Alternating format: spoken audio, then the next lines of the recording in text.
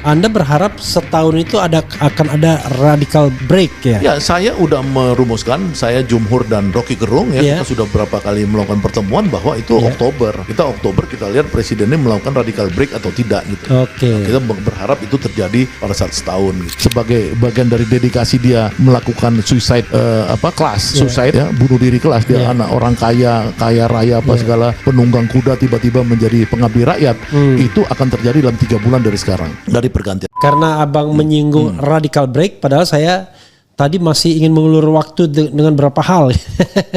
Pertama, radical break itu dalam pengertian abang apa? Yaitu putus hubungan dengan Jokowi, kan begitu? Ya, jadi kan kita kembalikan cita-cita bernegara ini, di mana Presiden Republik Indonesia Prabowo Subianto ya sudah punya pikiran-pikiran ya yang itu sesuai dengan keinginan founding fathers. Contoh ya pasal 33 tadi Undang-Undang 45 bahwa ya kan perekonomian Indonesia disusun berdasarkan azas kekeluargaan usaha bersama. Itu namanya koperasi kan? Ya enggak? Itu ada dalam cita-cita, mimpi dan action dari Presiden Prabowo Subianto menciptakan 80.000 koperasi. Walaupun nanti orang bicara soal proses bottom up-nya, itu oke, nanti kita tidak hanya proses bottom up, tapi proses untuk dimanfaatkan sebagai unit-unit campaign. Iyalah, makanya koperasi itu kan orang bilang kekeluargaan, bottom up tadi kan, ada culture bukan hanya struktur. Tapi dia melakukan itu menurut saya itu sesuai dengan Undang-Undang Dasar 45 pasal 33. Iya kan? Dia juga melakukan bagaimana agar orang Indonesia ini jangan gizi buruk terus. 78, 80 IQ-nya gara-gara gizi buruk rata-rata dia mau kasih makan gratis. Iya enggak? Kemudian udah koperasi dia mau buat perumahan untuk buruh rakyat walaupun semua pencapaiannya sekitar 5%, perumahan MBG 5%, koperasi baru sampai legal actionnya aja. Tapi ini sebenarnya menurut saya ya kan ini semua niat baik dia, pikiran baik dia. Ya kan harta kekayaan dia yang dilaporkan ke LKHPN yang kemarin diumumkan itu sama saja dengan yang sebelum dia presiden saya lihat. Ya kan itu di mana kita mau melihat dia itu sebagai sebagai penjahat gitu loh. Itu aja buat saya ini orang baik, kenapa ini kita nggak coba ini gitu loh. Jadi orang baik ketemu orang baik itu gimana caranya gitu loh. Kalau ada yang lapisin orang gorong-gorong ini, kelompok gelap ini melapisin nih antara orang baik dengan orang baik, ya itu bagaimana ditembus gitu loh. Ya, tetapi kan tadi kan abang belum menjawab radical break itu apa? Lah, kembalikan ke cita-cita dia ini sebagai penyaring, alat penyaring, ya kan agar apa? Agar semua kekuatan-kekuatan rakyat ini ya bisa berpartisipasi ya untuk mensukseskan itu. Contoh nih misalkan. Untuk menjalankan program makan bergizi gratis itu persoalan paling mudah karena uangnya ada dan ngasih makan gratis, ya kan? Kalau dia mau extend agar makan gratis ini bisa menyumbangkan 1-2% growth to economics ya, to GDP, itu effort kedua. Misalkan bagaimana supaya uang itu berputar di daerah dan lain-lain. Tapi ini gampang, uang udah ada. Nah tinggal dia bagaimana bersekutu dengan kekuatan-kekuatan ideologis yang tidak cari proyek. Kalau sekarang kan orang masih cari proyek, ya kan? Ada yang masih diminta uang, ada yang masih ini buat teman saya yang jadi pelaku ya, jadi pelaku di dalam bisnis ini sebagai rekanan itu mencerita bahwa itu ada yang nanti diminta untuk buat tempat makannya itu harus luxurious bla bla bla apa segala ya dengan standar-standar yang membuat ini lamban. Ya kan, nah kalau dia bersekutu dengan misalkan kelompok-kelompok PGRI, ya kan untuk merealisasikan bupati-bupati Abkasi atau kelompok-kelompok yang sekarang udah mulai si NU apa segala itu mungkin bisa cepat. Karena Pak Harto dulu ketika menggerakkan Posyandu, ya itu dengan uang yang terbatas saja Posyandu bisa sampai se-Indonesia gitu loh. Jadi sebenarnya ini persoalan yang bagaimana kita membuat Pak Presiden ini bisa masyarakatnya berpartisipasi dengan cita-cita ideal tadi. Itu yang menurut saya radical break itu. Itu kan radical break yang sebenarnya mengandaikan ada partisipasi eksternal kan. Tapi kan orang berharap radical break itu datang dari Pak Prabowo sendiri yang tentu waktunya kan bisa kita tentukan untuk tetap mendukung atau tetap stay away gitu dari Prabowo. Dan harus ada indikatornya. Coba abang lebih spesifik. Radical break itu harusnya apa gitu. Jadi gini, ada dua yang penting. Jadi saya kan pertama kali saya dari Sabang Merauke Circle buat Great Institute, yang saya bedah itu kan pikirannya Gramsci dan Althusser. Gramsci dan Althusser ini kan bicara soal birokrasi ideologis dan state aparatus ideologi. Ya kan, ada intelektual organik di situ. Ya kan, bagaimana supaya birokrasi ini dari kepalanya korup di era Jokowi bisa berubah menjadi ideologis di era Prabowo. Karena pikiran-pikiran ideologis Prabowo kalau tidak ditolong ya oleh birokrasi ideologis, itu pasti dia akan susah pencapaiannya. Karena apa? Karena di kepala orang duit. Ini sekarang kan di kepala orang pengabdian. Karena presiden pengabdian. Yang kedua, pikiran Althusser misalkan tentang ideological state aparatus itu, bagaimana melibatkan kekuatan society ya untuk menjadi defense, pembela dia di dalam melangsungkan program-program itu. Nah, ini jadi memang harus kerja keras ya agar bagaimana jajarannya presiden ke bawah ini semakin ideologis. Praktisnya gimana? Praktisnya ini harus membersihkan dari mulai kabinet-kabinet yang tidak ideologis itu. Ya, itu dipinggirin aja gitu loh. Nah, jadi bukan soal pinter. Ya, misalkan Pak Presiden lihat orang banyak yang bodoh-bodoh sekolahnya entah dari mana, tiba-tiba bisa jadi menteri ini, menteri itu apa segala. Oke, orang bisa belajar karena bodoh dia bisa belajar. Asal jangan mau jadi dokter, misalkan tiba-tiba sekolahnya nggak jelas mau jadi dokter, misalnya kayak gitu, ya kan? Tapi kalau misalkan orang itu ideologis, mungkin pelan-pelan dia bisa menyesuaikan diri, kapasitasnya bisa bagus. Ini lu tahap 1 untuk radical break ini. Jadi lebih konkret lagi, ya reshuffle kabinet ya, dan reshuffle orang-orang yang nggak beres ya di pemerintahan, di TNI, di polisi dan lain-lain. Itu Prabowo harus cepat mereshuffle itu untuk melihat yang orang-orang yang bisa mengikuti ideologi dia, ya itu dieksekusi. Ya, dia sering ngomong, kalian saya pecat, kayak kemarin di ini kan di Klaten. Kalau kalian nggak bisa sesuai dengan cita-cita saya pecat. Nah, lakukan aja Pak. Itu loh yang penting dalam evaluasi setahun ini, ya dia pecat aja sebanyak-banyaknya orang yang secara ideologi tidak cocok dengan dia gitu loh. Oke, karena Anda ngomong pecat memecat, saya mau nantang Anda. Membuat jawaban iya atau tidak. Ya kan? Atau dipecat tidak dipecat, mungkin biar lebih radikal. Jadi saya mau sebutkan nama, Anda tinggal jawab dipecat tidak dipecat. Nah, itu saya belum sampai riset ke nama. Oh, belum sampai karena baru mulai saya risetnya kan karena asumsi saya itu kan Oktober 1 tahun. Jadi tim saya di Great Institute ini ya sedang sampai ini mulai ke nama ini. Nama itu maksudnya menteri ini skornya berapa? Kalau sekarang saya memang baru akan, karena kita kan acuan saya setahun. Jadi Anda belum bisa menyebut siapa yang harus diganti misalnya sekarang? Kalau 1-2 sih yang bisa kayak Budi Ari udah harus dong, karena dia ada masalah itu kan. Budi Sadikin misalkan yang dia Budi Gunadi Sadikin, BGS, yang dia kasusnya ribut terus dengan dokter lah, kedokteran apa segala, sehingga dengan Ikatan Dokter Indonesia misalnya seperti itu, itu udah nyata kan. Yang lain tuh saya lagi lihat kinerjanya nih, mungkin 2 bulan ini baru selesai. Tapi soal masalah integritas misalnya.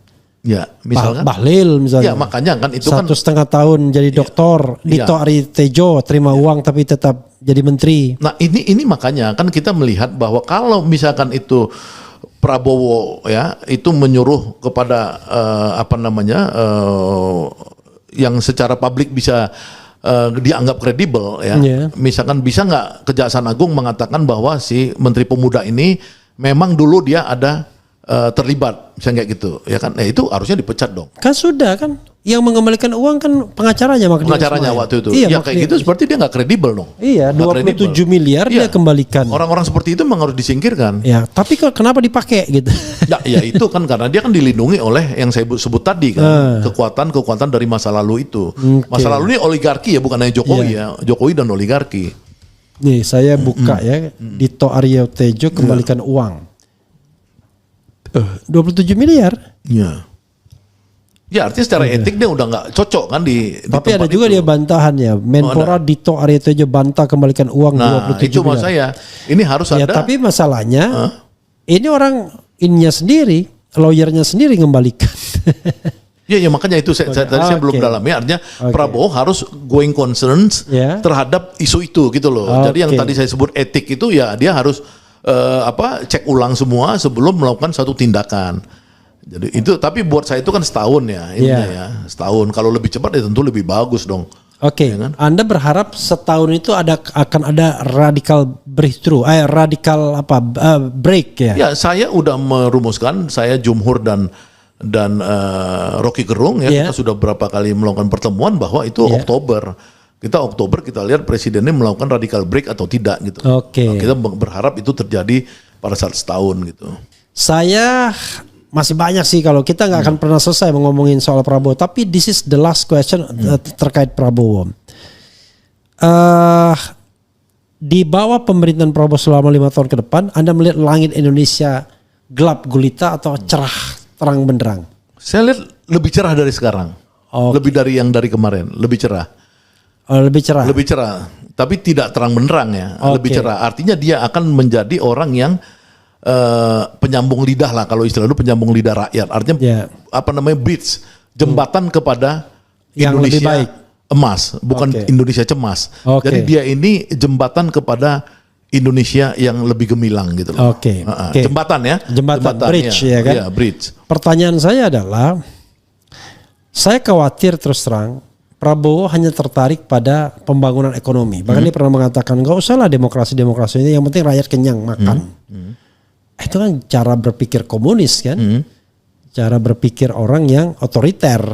Bagi dia rakyat kenyang, padahal Maslow bilang kebutuhan itu nggak hanya basic need aja, sandang, papan, dan kemudian makan, tapi juga eksistensi, dan eksistensi yang paling tinggi adalah ya hal-hal yang sifatnya bisa mengeluarkan pendapat baik secara lisan dan tulisan yang bukan lagi material sifatnya. Tapi kalau kita bicara di bawah pemerintahan Prabowo akan lebih baik, saya barangkali percaya untuk bidang ekonomi ya. Tapi kok saya agak khawatir ya dengan bidang politik demokrasi gitu. Karena kecenderungannya terjadi yang namanya penumpukan kekuasaan dengan Prabowo sebagai aktor utamanya, dan tidak ada lagi division of labor, termasuk juga pembagian kekuasaan, walaupun secara de jure kita masih menganut pemisahan kekuasaan.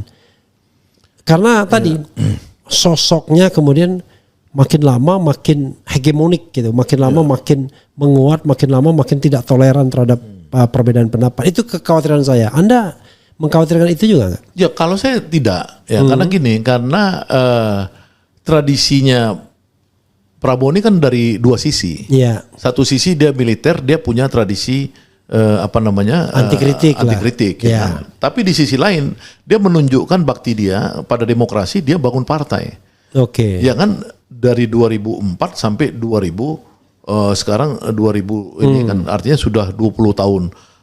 Bahkan dia ikut konvensi Golkar dulu di tahun sebelumnya itu. Jadi artinya dia satu itu. Yang kedua, dia ini tradisi bapaknya tuh tradisi PSI. Di Indonesia ini semua orang tahu dari dulu. PSI-nya bukan PSI yang kemarin gajah ngamuk itu gajah. Solidaritas ini gajah. Bukan. Ini adalah PSI yang Partai Sosialis Indonesia. Yang tokoh-tokohnya itu yang berinteraksi dengan Prabowo ketika bapaknya hidup atau bapaknya masih pejuang tonton itu kan semua orang-orang Demokrat. Semua orang tahu. Orang Demokrat tuh PSI itu. Jadi menurut saya dia punya nuansa itu. Bukan orang Demokrat ya, partai. Bukan seorang Demokrat ya. Seorang demokratis. Seorang demokratis. Oke, saya koreksi seorang demokratis. Nah, bukan Demokrat. Nah, dari sisi itu saya melihat bahwa dia itu memang selalu di antara itu. Makanya saya lihat dia punya dua orang kepercayaan, satu tentara Sapri Samsudin, ya kan, satu lagi Dasko orang sipil. Ya, makanya pada saat kalau Anda mengatakan mereka lah sayapnya Prabowo saat ini. Saya lihat itu. Saya lihat untuk yang eksekusi yang berat. Misalkan Agrinas itu, kenapa dulu 1 juta hektar itu di zaman Jokowi yang tidak berhasil dieksekusi. Di zaman Prabowo dieksekusi, diambil semua sekarang. Masuk agreement udah 1 juta lebih. Ini kelompok militernya itu, sayap yang ini.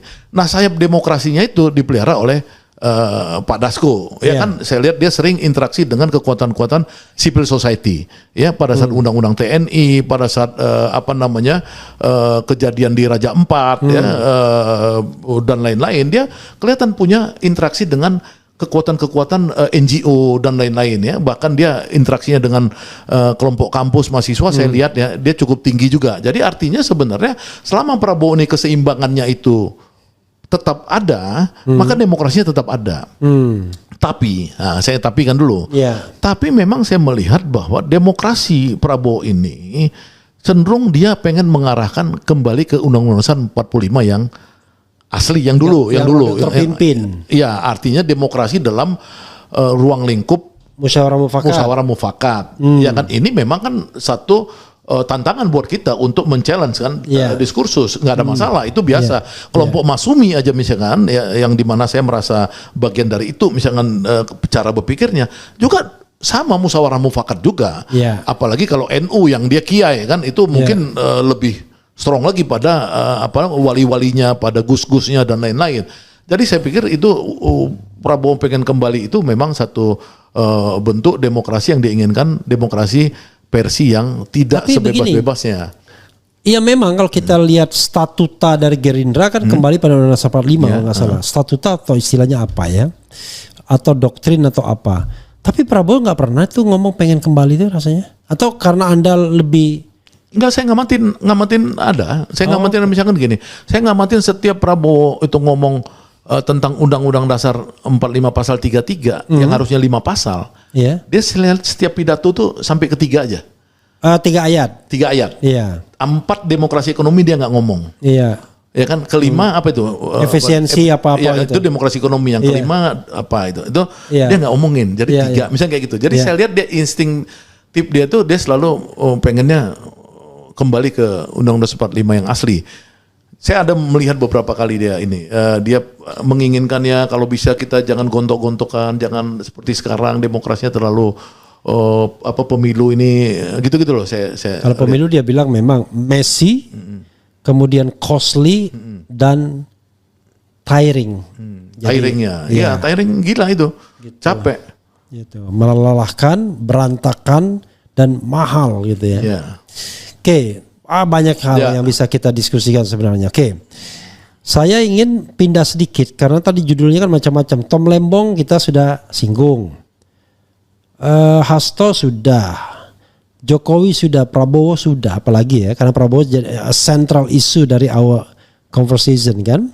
Tapi ada satu nama yang Anda belum singgung dan padahal Anda menjadi bagian dari tim kampanyenya. Namanya Anies Rashid Baswedan. Silakan. Kalau Anies kan menurut saya kan dia ini tokoh civil society sejatinya. Ya. Dan dia mencoba untuk bertarung untuk sampai level gubernur. Ya, dia dapatkan itu. Jangan dia menjadi government di level provinsi.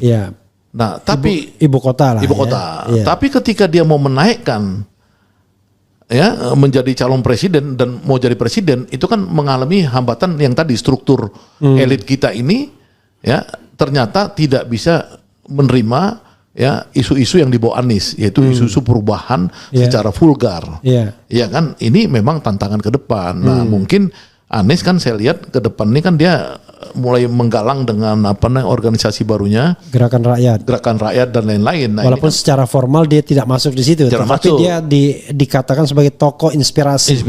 Nah, kita lihat aja kan ke depan ini ada Gibran yang mungkin akan bertarung untuk jadi calon presiden, Anies untuk jadi calon presiden, mungkin AHY Puan karena ini kan kita lihat dengan PT 0% ini kan mudah-mudahan begitu. Sampai sekarang belum ada perubahan kan? Putusan MK 0%. Tapi kalau dia katakan 0% tetapi berlaku hanya untuk partai yang punya kursi di Senayan. Itu gimana? Pak Erbil lebih tahu. Harusnya tidak boleh. Kan artinya kan sekarang 0% kan? 0%. Tapi kan takutnya nanti tiba-tiba diembelin. hanya untuk kursi yang mereka yang punya kursi di Senayan.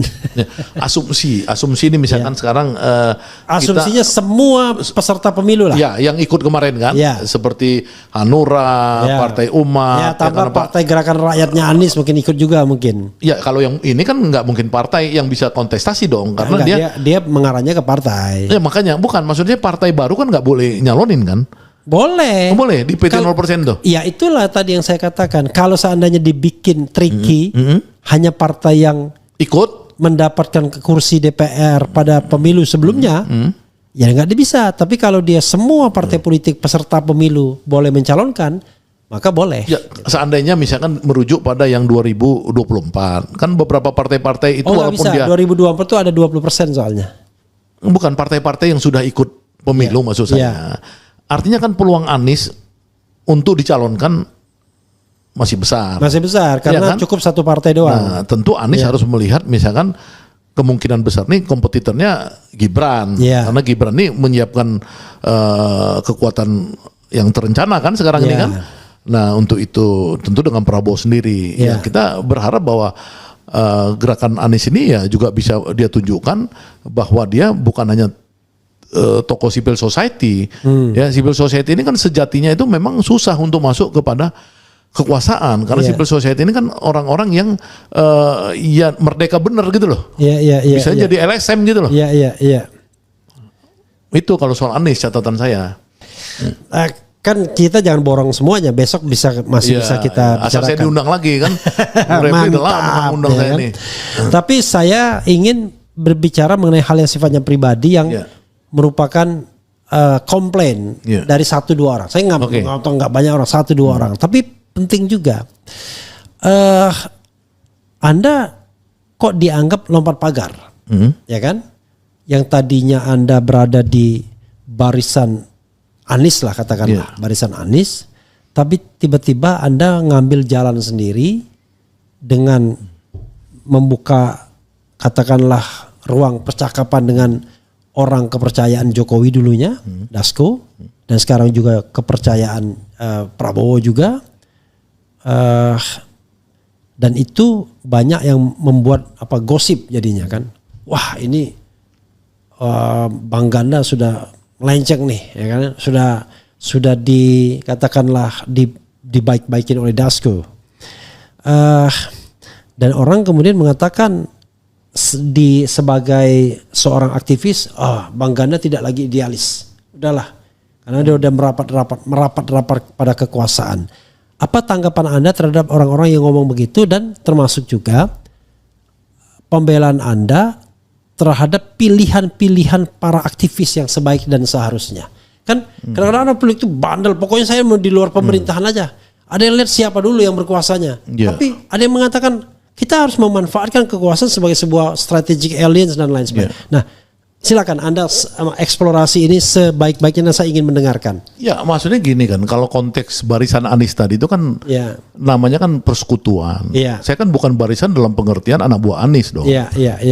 Karena saya duluan jadi aktivis dan saya yang termasuk ikut melatih Anies dulu di Yogyakarta kan. Kalau itu sih saya harus mengatakan bahwa ketika saya mempunyai isu perubahan dan Anies isu perubahan dan dia capres, ya saya ngikut. Ya, tapi misalkan seperti saya Jumhur, ya sudah ditangkap di penjara berkali-kali. Ya kan, itu tentu kita punya standing sendiri dong dalam memperjuangkan cita-cita kita. Ya, kita punya idealisme ya dari dulu, bahkan ketika Anies menjadi juru bicaranya Jokowi pada saat kampanye dulu, dan Bung Repli juga jadi tangan kanannya Jokowi dulu. Saya kan anti Jokowi. Gak pernah saya jadi tangan kanan Jokowi. Ya minimal kan Bung Repli kan masuk komisaris BUMN apa segala dulu. Jadi gini, ya kan? Saya tahun 2014 itu berharap dan berpikir bahwa this is a new blood, fresh blood, melawan penguasa Orde Baru yang otoriter. Dan ini adalah son-in-law-nya dari penguasa yang otoriter. Tentu saya memilih siapapun yang pada waktu itu berhadapan dengan Prabowo. Ya, makanya lesser evil kan konsepnya kan. Iya, tetapi memang akhirnya begitu kita observasi ternyata ini nggak canggih. 3 tahun setelah itu langsung saya kritik sampai sekarang. Iya.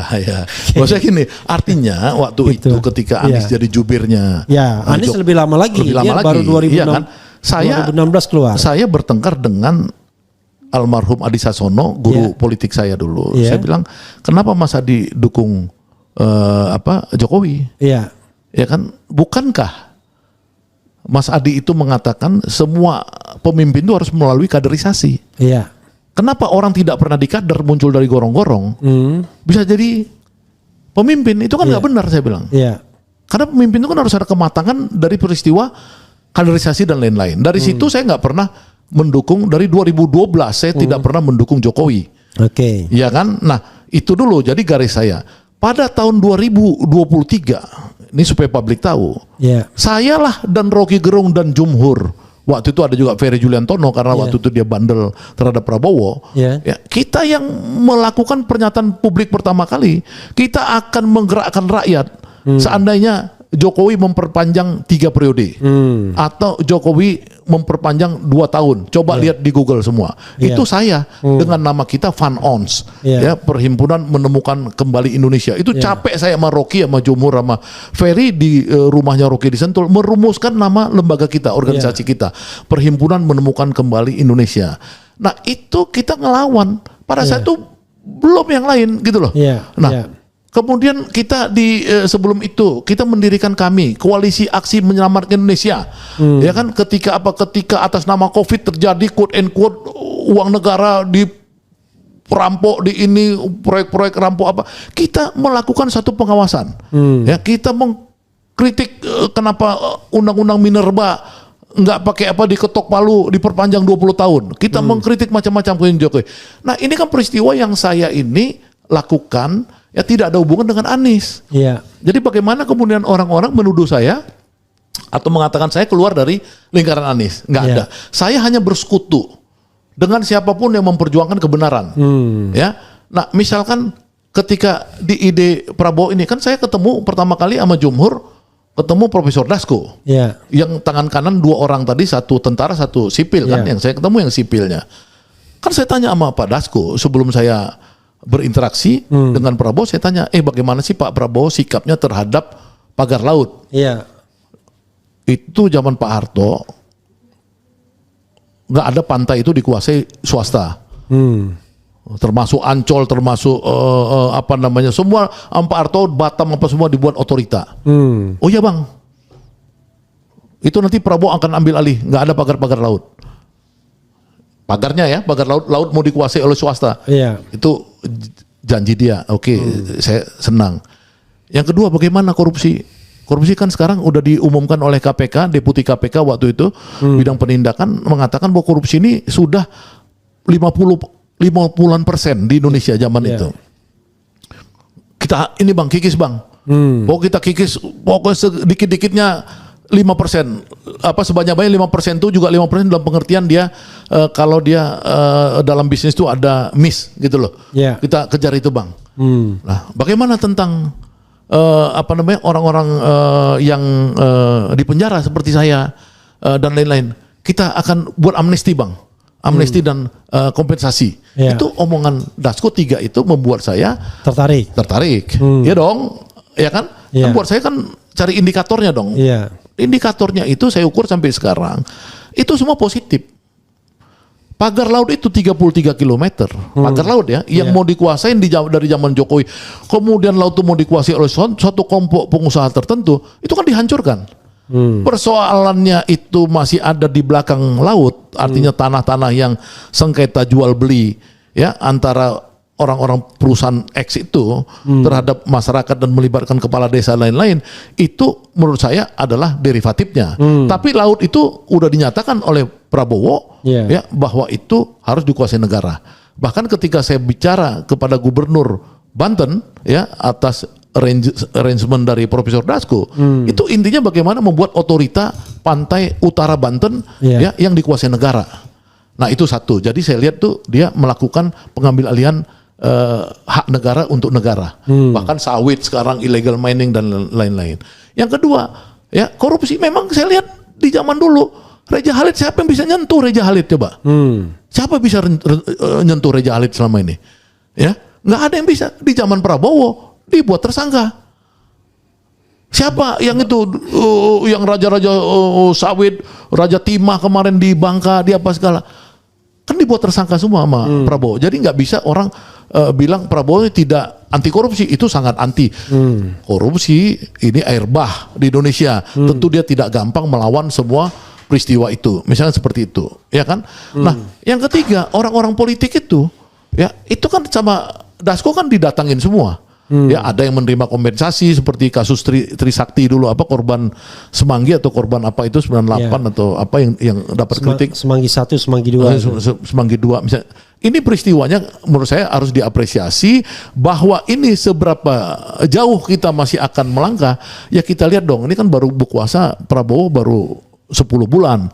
Ya kan kalau dia bisa berkuasa 5 tahun, ya enggak didoakan sakit dan meninggal oleh orang-orang yang ambisi menggantikan dia, ya kan?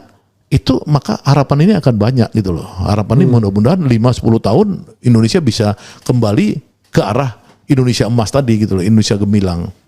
Oke, sobat era sekalian, saya kan tidak bisa memaksa orang.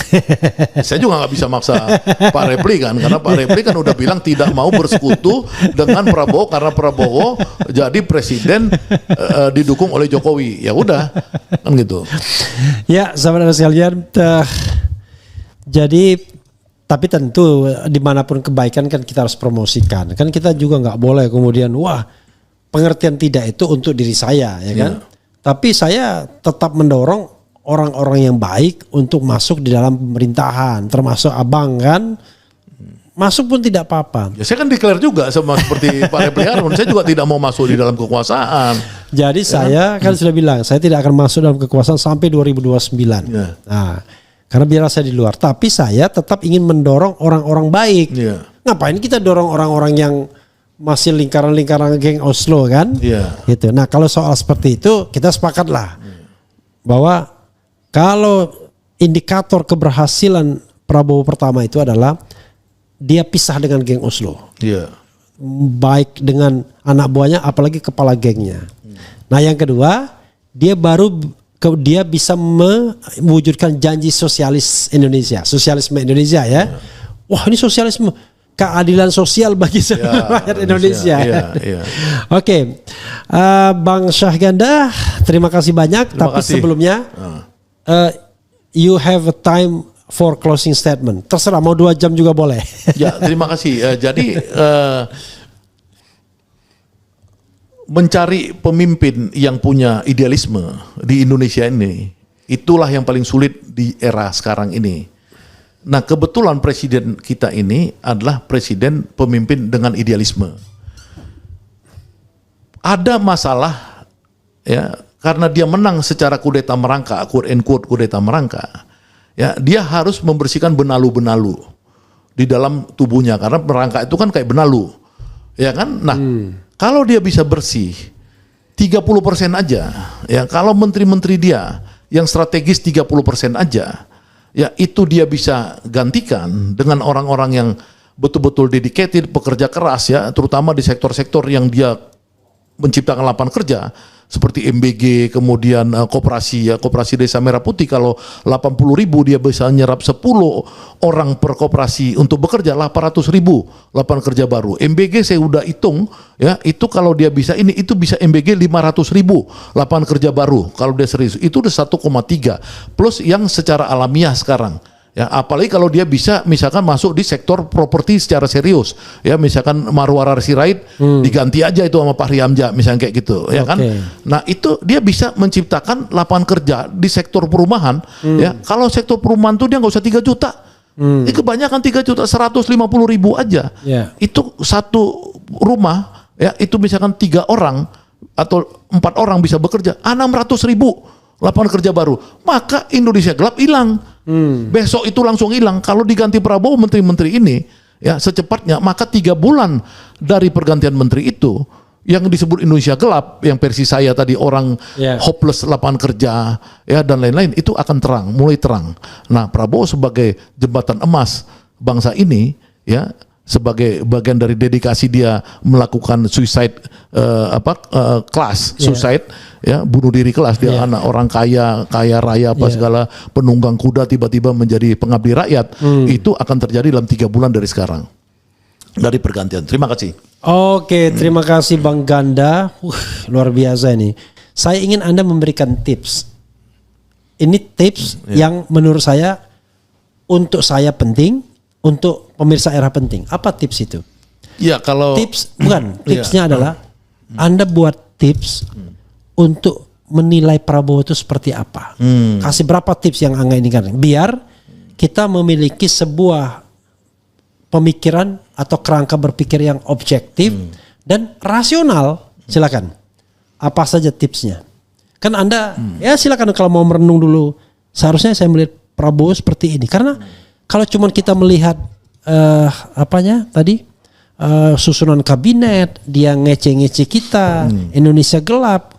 Wah, ini hopeless sepertinya. Tapi barangkali Bang Ganda punya tips untuk itu. Silakan, Bang. Ya, pertama untuk para pemuda ya. Mereka bisa punya kesempatan menurut saya untuk menjemput bola dari ide Prabowo atau udah ini ya mulai action membangun 80.000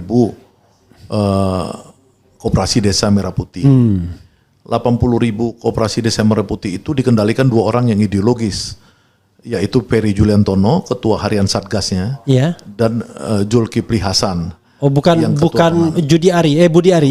Untuk permainan ini saya lihat 2 orang itu yang ideologisnya, artinya biar bisa menyambung kepada pemuda yang saya sebut tadi. Kalau seandainya 80.000 itu oleh pemuda dijemput bola, mereka menjadi pegiat-pegiat koperasi di desa-desa itu, ya maka mereka bisa menjadi pekerja sekaligus belajar bisnis di desa, karena Presiden sudah menekankan bahwa koperasi itu akan menjadi pedagang gas misalkan LPG, ya koperasi akan menjadi apotek di desa, koperasi akan menjadi ikut dalam bisnis-bisnis strategis lainnya. Itu kan artinya perputaran dan peristiwa bisnisnya itu ada di desa-desa, sehingga pemuda-pemuda itu jemputlah bola untuk itu. Nah, yang kedua bagaimana? Satu. Jemput bola koperasi, ya kan? Yang kedua MBG. Ya MBG ini kan kelihatan Prabowo kan akan men-scale up kan ininya pencapaiannya. Itu bisa PGRI misalkan, guru-guru ya itu mulai merayu ya kepada Badan Gizi Nasional untuk kembali ke cita-cita awal, agar sekolah-sekolah itulah sebagai tulang punggung dari sukses story-nya makan bergizi gratis. Di kantin-kantin sekolah kembali difungsikan sebagai avant-garde untuk menyalurkan. Nah, disitulah nanti produk-produk lokal dan kemudian pemuda-pemuda lokal, ibu-ibu apa segala bisa berpartisipasi membuat sukses story makan bergizi gratis dan lain-lain. Nah, yang ketiga yang kedua partisipasi di MBG, makan bergizi gratis. Nah, yang ketiga untuk para mahasiswa ya itu tetaplah kritis ya, karena apa? Karena Pak Presiden itu tetap perlu ditolong dalam pengertian kritik-kritik masyarakat itu sebagai bagian dari civil society harus dia dengar. Ya, jadi kalau mereka demo di istana asal tidak anarkis dan asbun ya.